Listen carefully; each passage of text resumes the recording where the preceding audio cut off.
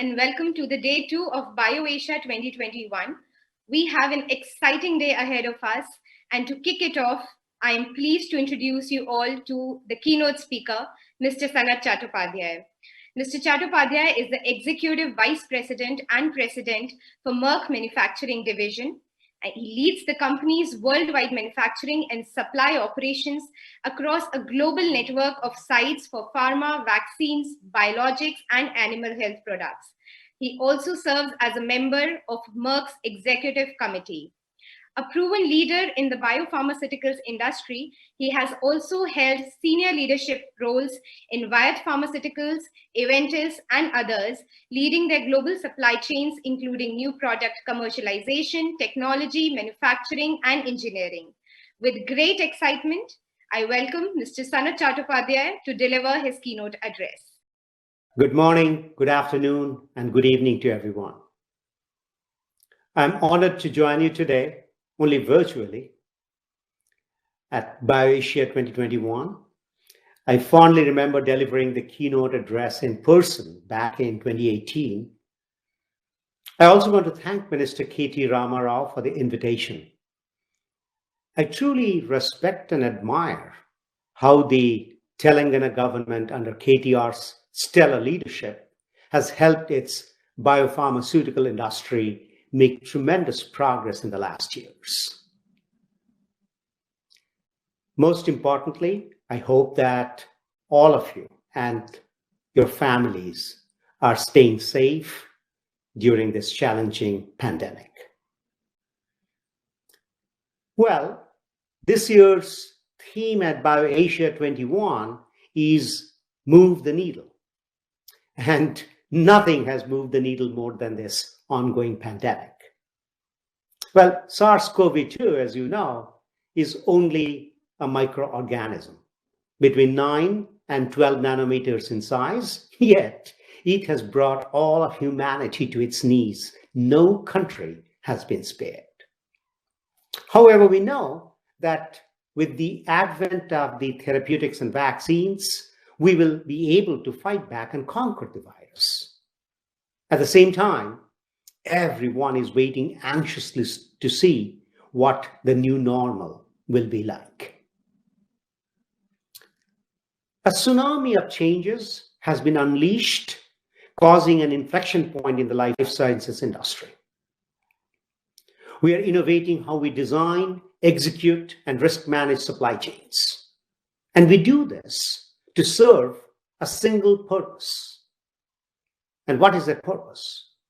That is to improve access to life-saving therapeutics and vaccines. But before I get into these details, let me give you some background of a company known in the US as Merck and outside the US as MSD. For more than 125 years, we have helped battle many of the world's most challenging diseases, be it cardiometabolics, oncology, respiratory, infectious diseases, and vaccines, among others. We are a big pharmaceutical company with a revenue base of nearly $48 billion, a market cap of more than $200 billion, and more than 70,000 employees in more than 140 countries. Given the current challenges, I want to share with you how we are moving the needle by building resilient supply chains.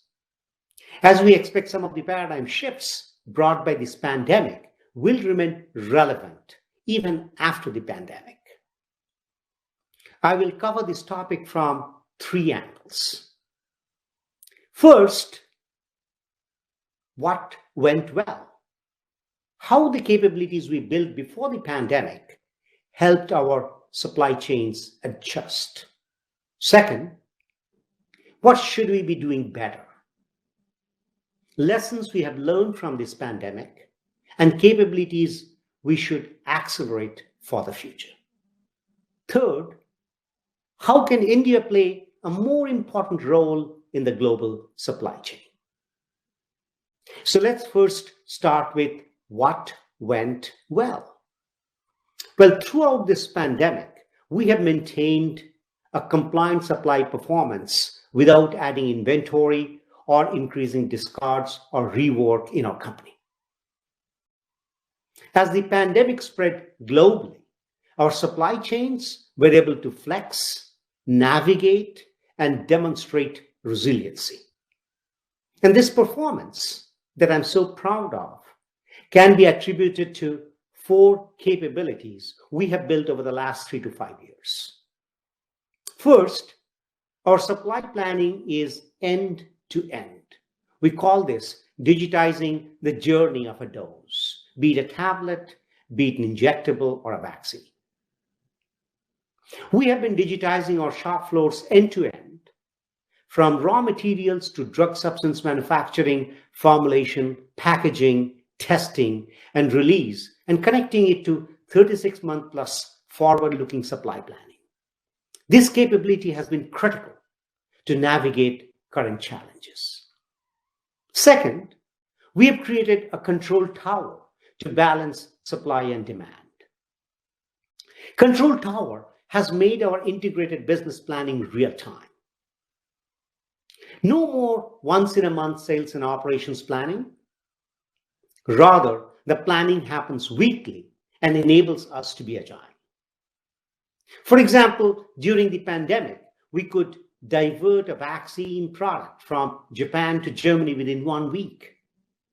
In the past, it would have taken us at least 3 months to accomplish this.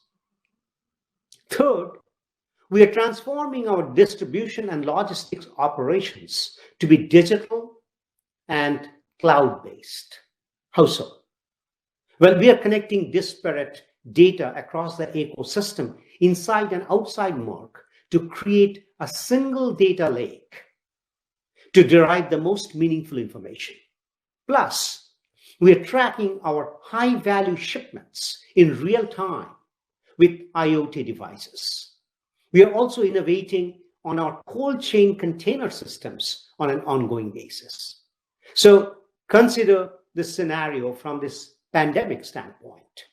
As airports closed and ports became congested, we were able to track and divert our shipments in real time with the help of our freight partners. Fourth, we developed an enterprise-level event management process. Immediately after the pandemic started, we mobilized a cross-functional SWAT team to evaluate and mitigate risks and deploy our findings and insights across our entire network. This event management process has been a critical capability. And these are only some of the things we believe we have done well. Well, now this brings me to the second part. What have we learned from this pandemic experience? And what should we be doing better? Well, let me break down our learnings into 5 lessons for Merck and other global pharma companies. Number 1, keep accelerating our digital journey for supply chain visibility. That's critical. We're making good progress, but we have to ensure that our process is much, much more end-to-end and as close as possible to real time for the future. 2, accelerate our risk management transformation. We have come far in breaking silos and operating a good supplier management program, but we still have to accelerate our risk management and expand the scope to include and extend to our tier 5 suppliers, like the way the aerospace or the chip industries have learned to do. The reason, our outreach beyond tier 2 during the pandemic was often manual and often time-consuming for most of the pharmaceutical companies. We must develop this critical capability to handle any such global event in the future. The smallest component from a tier 4 or a tier 5 supplier could be the Achilles heel in an otherwise healthy supply chain for a global pharmaceutical company. We should also evaluate any over-reliance on a few suppliers and how to mitigate those risks in the biopharmaceutical situation. 3, transform our workforce and capabilities. With remote work now becoming the normal, our people strategy must transform to enable our supply chain strategy. Distributed remote teams will be the new normal for certain aspects of our operations. And we have to accelerate our digital capabilities to enable this.